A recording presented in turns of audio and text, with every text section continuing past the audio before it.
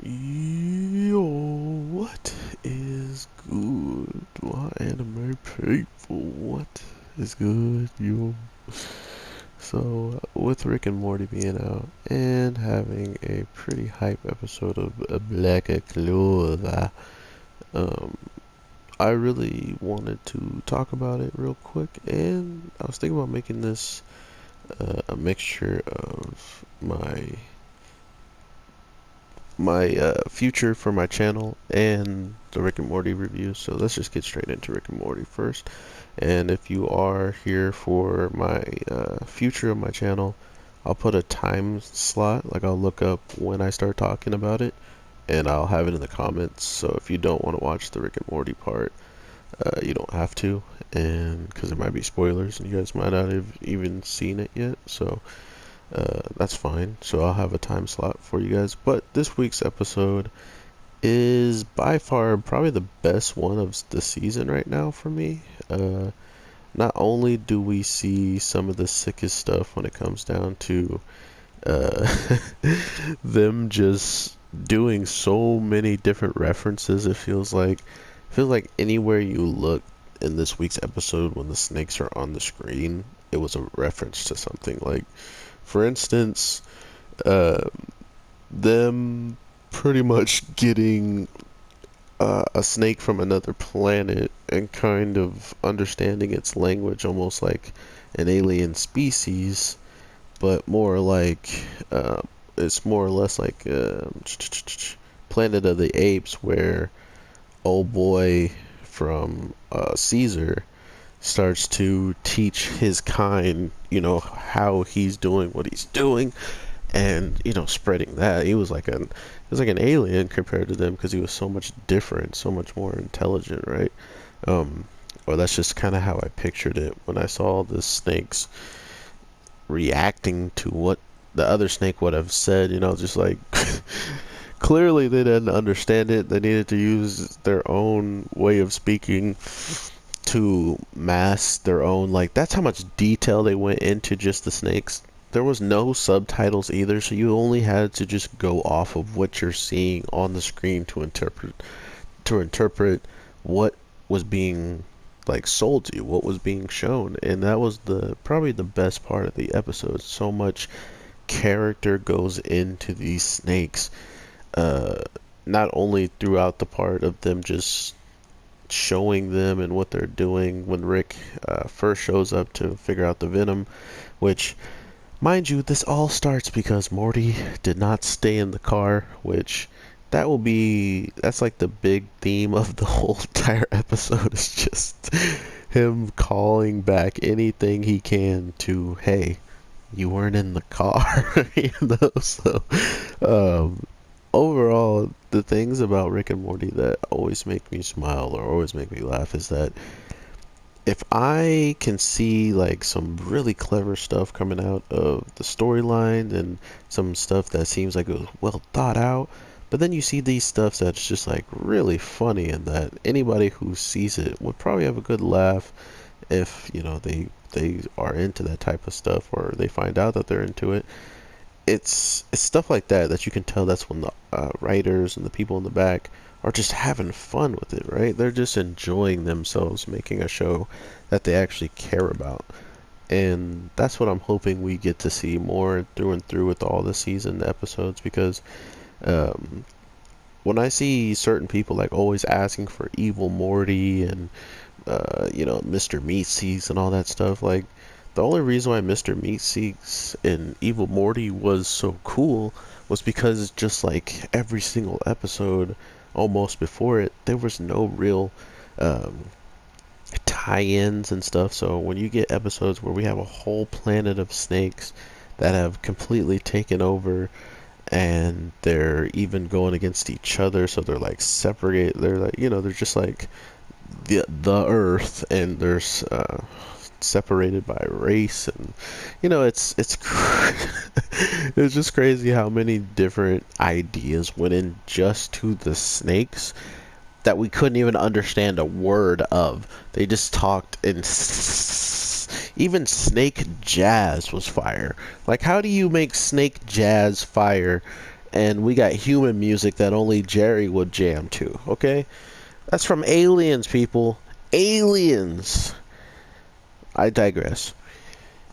What else we see is Morty's kind of uh this whole Mortiness, like he said he has the Mortiest Morty, right? Like it's more that Mortiness that's coming out of him every single time. Now he knows how to drive the car from, a couple episodes back when we first saw him with the Death Crystal.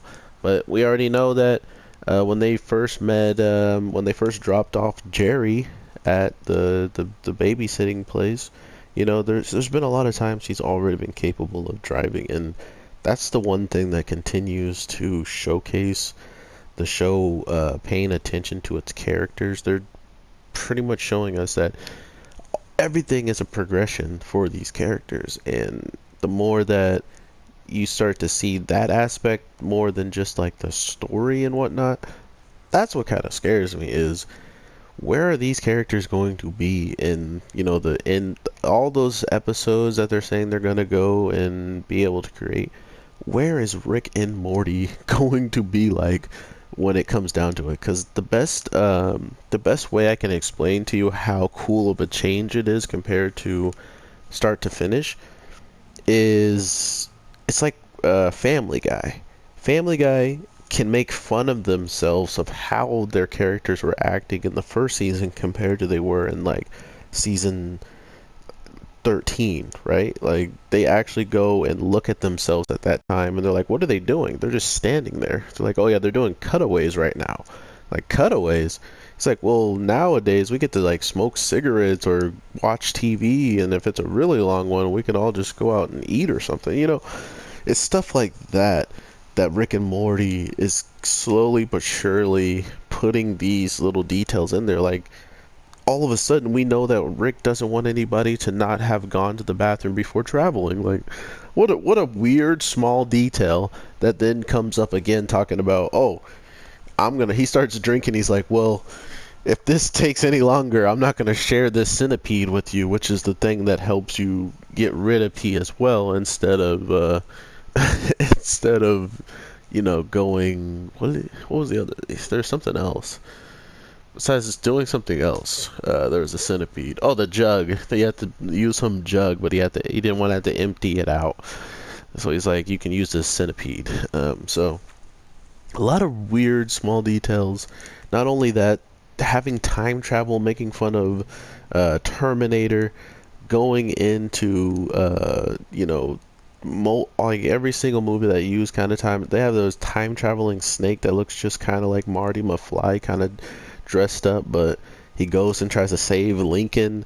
There's just so much different stuff that went into these snakes that I don't think anybody is going to really like hate on, because it's so creative and it's so funny to see.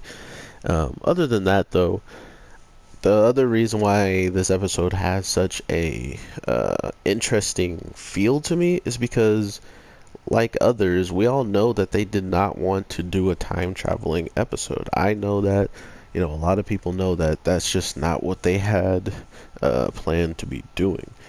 So to then be like, all right, here's a huge time traveling episode, and guess what? We're not even really the ones time traveling, or are we? He straight up has to. So here's the paradox already in their time travel use of things. I haven't gone and looked at other people's theories or how other people figure out how it worked or whatever. But from what I understood one part, and I'm missing how the other part works. Is Rick somehow is trying to get to use the time travel that the snake should have already created, which they hadn't yet, so he had to learn and had to fix it. He then says, I gotta remind or tell myself to do that. So what we see at the end of the episode when Rick and Morty is showing up to that, like they were already on the planet, and they're like, oh look, they're just now landing. That's them recreating exactly what just happened for you know, for them when they were just there, they're in the now same position that the people that came in and gave them the outfit that teach them or already knew Snake, math and all that stuff. They show up and give them the costume to be able to go in the past to then be able to leave the book without getting noticed and all that stuff. So what we see in the after credits is that like our present day Rick and Morty now passing the torch, which means they have to continuously do that for the rest of their time.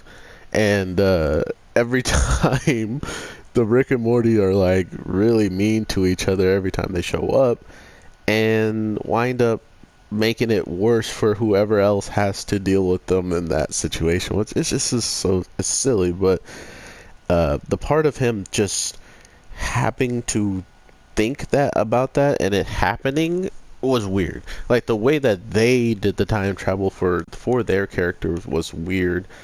Uh, and the way that they did the Snake's time travel was the way that like we always see Snake all the time. So but from here on out, I'm just gonna get into a really quick little talk about my channel and probably not being able to drop daily soon. I am going in for training for a shop to be making like sandwiches and stuff. Like I'm not ashamed of it and whatever. Like we're practically the owners of the business, but it's just like we're a part of a franchise and we're just trying to get up our store right now that we can pretty much have and fall back on if anything goes wrong. But I will be the first like real worker there, and I'll be taking up like all the hours and stuff. So that's why I just don't plan on being around anymore, like daily anyway. But what I wanted to do for the real people that want to hear just from me or keep up with me, my Twitter is super easy to just post like 3-4 pictures of the anime of the days, right? Like I could probably post every single anime of the day for the day if you guys are following me on Twitter. Or maybe even anime and Mimo. I just don't like using a Mimo unless I have a video attached with it because it just works a lot better. But I could stop that, right? Because if you guys haven't noticed, in my details, I haven't put the link on the anime Mimo because I was gonna see if anyone cared. If I didn't do it, I could pretty much just take that out and it'd be one less thing I'm stressing about. I like putting posts on there, but if no one on YouTube actually cares about it, then there's no reason to continue it, right? Or am I wrong? That's kind of my question to you guys as well if you want to see that. But with all that being said, I truly appreciate it all, and I want to let you know I'll be on Twitter and I'll start just posting as quickly as possible. When I'm at work, I will just watch the episodes when I have a break, post a quick couple of pictures and my quick thoughts on it, and let you guys know either if I'm gonna do it, like depending on what I'm doing, either I'm gonna drop a video that day or the next day on it. You know, like I'm gonna choose. I have to pick and choose more likely what videos I make compared to just being able to make video after video after video. So that's why I like having this be my content base, like playing a video game, because this is easy to record it without having to edit and all that stuff, and you guys are already used to it. So yeah, I apologize for all the quick talking, and if you need me to explain anything else or send you to my Twitter or redirect you to my Amimo, always just hit me up in any comments, guys. I read all of them, and that's another reason why I truly appreciate all of this that you're doing for me. Somehow we just got to 200 subs. I don't know how long we're gonna be there with me about to not be here as daily as I want to be, but you know, your boy will be always trying to grind on this channel and make it bigger and bigger, and a better community that we can all talk and just relax and chill on. So thank you so much for even giving me that opportunity to do that. It's crazy that we're at 200 for now, but regardless what we end at or what we get to, I will always be thankful, and I'll always be trying to grind and tell you about new content. So with that being said, peace.